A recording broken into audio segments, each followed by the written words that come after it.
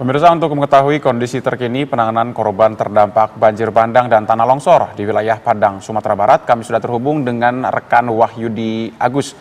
Wahyudi, bagaimana kondisi terkini di sana yang dapat Anda sampaikan?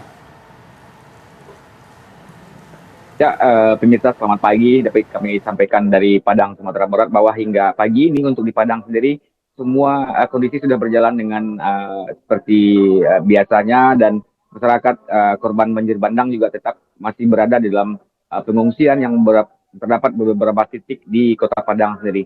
Sementara untuk aktivitas di DVI Polda Sumbar, terutama di Rumah Sakit Bayangkara Polda Sumbar, hingga malam kemarin telah mendata sejumlah korban yang telah dirilis, di antaranya yaitu pencarian yang banjir bandang ini tetap terjadi, yang telah terjadi di 18 kabupaten kota di Sumatera Barat sudah memakan korban dengan total tercatat 193 jenazah, artinya 193 warga yang menjadi korban banjir bandang, di antaranya dengan rincian 161 jenazah telah berhasil diidentifikasi polisi dan 32 jenazah belum teridentifikasi. Kemudian dari total tersebut di Rumah Sakit Bayangkara terdapat 58 jenazah yang telah diidentifikasi dengan perincian 33 jenazah telah diidentifikasi dan belum teridentifikasi sebanyak 25 jenazah.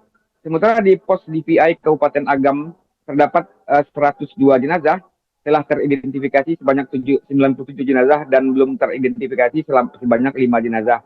Sedangkan di pos DVI Kota Bukit Tinggi terdapat 10 jenazah telah teridentifikasi keseluruhannya.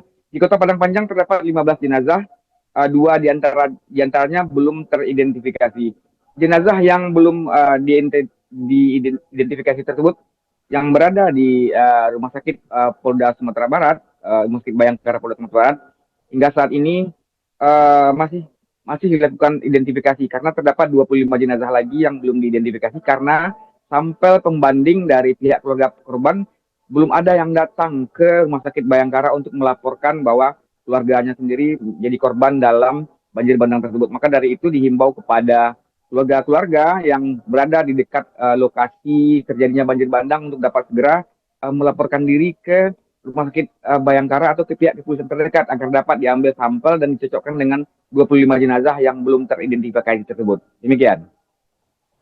Ya, Wahyudi, kami ingin tahu apakah di tempat Anda mengabarkan saat ini, apakah masih terisolir, terlebih untuk bantuan-bantuan yang akan datang, apakah ada kendala ketika bantuan-bantuan ini akan masuk ke wilayah Anda untuk diberikan kepada para korban?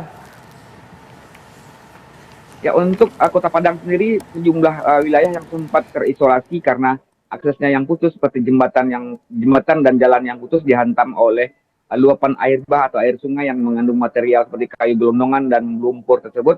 Awalnya memang belum bisa dimasuki, namun sekarang sejumlah petugas perlahan-lahan sudah mulai masuk ke lokasi-lokasi tersebut.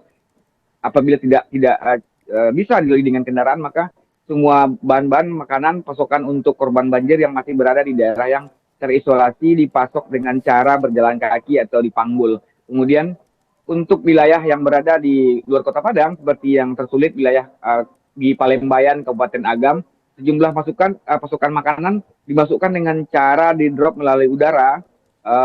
Kemudian juga ada yang melalui kendaraan-kendaraan kecil seperti sepeda motor yang saat ini sudah tidak terlalu sulit untuk masuk ke lokasi-lokasi untuk mengantarkan makanan bagi para korban banjir bandang. Demikian.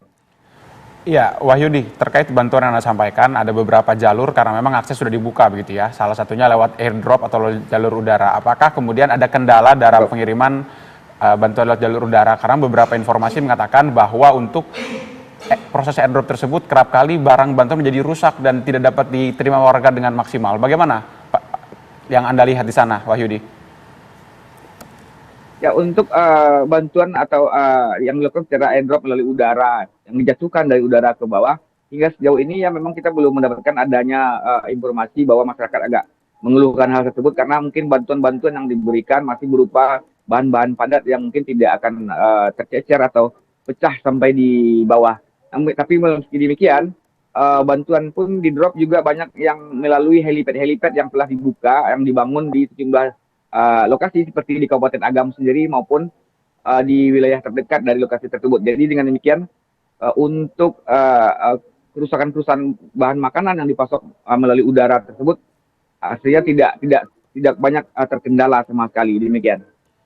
Ya, Wahyudi, sudah lebih dari sepekan bencana berlangsung di kawasan Sumatera Barat salah satunya di Pulau Sumatera. Apakah kemudian ada beberapa bentuk atau juga kebutuhan yang mendesak dari para pengungsi, dan jika ada, apa yang kemudian sangat urgent atau sangat darurat dibutuhkan oleh para pengungsi? Ya, barangkali untuk pasokan makanan mungkin sudah banyak ya, namun beberapa tempat yang sempat saya datangi di Kota Padang terutama untuk pengungsian, mereka ada sedikit mengeluhkan untuk makanan padat memang cukup, namun yang paling banyak masuk itu adalah makanan berupa mie instan. Bukan berarti tidak mensyukuri bantuan yang diterima, namun beberapa penanggung jawab pengungsian mengatakan bahwa meminta kepada masyarakat donatur yang untuk memberikan bantuan terhadap di pengungsian agar mengurangi dalam bentuk mie instan, karena ternyata masyarakat yang mengungsi tersebut terlalu sering memakan mie instan tersebut juga akan mempengaruhi kesehatan mereka. Itu yang pertama. Yang kedua, masyarakat pengungsi juga berharap bantuan dari sejumlah elemen masyarakat yang ingin membantu ataupun dari pemerintah berupa pakaian dan perlengkapan sekolah anak-anak mereka. Karena mengingat ketika terjadinya banjir bandang kemarin, semua pakaian dan perlengkapan sekolah anak-anak mereka hanyut di bawah arus banjir, sehingga ketika mereka harus kembali ke sekolah, anak-anaknya tidak berseragam sekolah lagi. Meskipun ada sedikit kelonggaran dari pihak sekolah maupun dinas terkait bagi korban banjir, tidak perlu mengenakan pakaian lengkap, pakaian sekolah, bisa mengenakan pakaian bebas. Namun demikian tetap harus juga orang tua berharap untuk bantuan berikutnya yang paling mereka inginkan adalah berupa pakaian dan perlengkapan sekolah bagi anak-anak mereka yang terdampak banjir bandang. Demikian. Oke Wahyudi, terakhir kami ingin tahu terkait ketersediaan air bersih untuk para korban ini seperti apa, Wahyudi? Ya, pertama untuk para korban banjir bandang sendiri yang berada di pengungsian memang sangat mengeluhkan untuk bantuan berupa air bersih. Bukannya tidak ada tersedia, tapi jumlahnya sangat terbatas sekali, sehingga untuk menggunakannya harus secara bergantian ataupun mengirit-irit. Apalagi di Padang sendiri untuk saluran air PDAM sendiri masih ada sebagian wilayah yang masih terputus. Namun pemerintah setempat juga berusaha untuk melakukan dropping air minum kepada tempat-tempat pengungsian yang ada di Kota Padang. Dan daripada itu untuk masyarakat sendiri, pasca banjir bandang ini juga terjadi pemutusan atau padamnya air PDAM yang masuk ke rumah-rumah mereka, sehingga agak kesulitan masyarakat lainnya yang berada di pemukiman terdekat dari lokasi banjir bandang untuk menggunakan air bersih, karena air bersih tersebut memang putus dari PDAM. Namun hal tersebut juga telah perlahan diatasi oleh pemerintah daerah tempat. Baik, Wahyudi Agus, terima kasih atas informasi langsung dari Padang, Sumatera Barat. Selamat kembali bertugas dan tetap berhati-hati.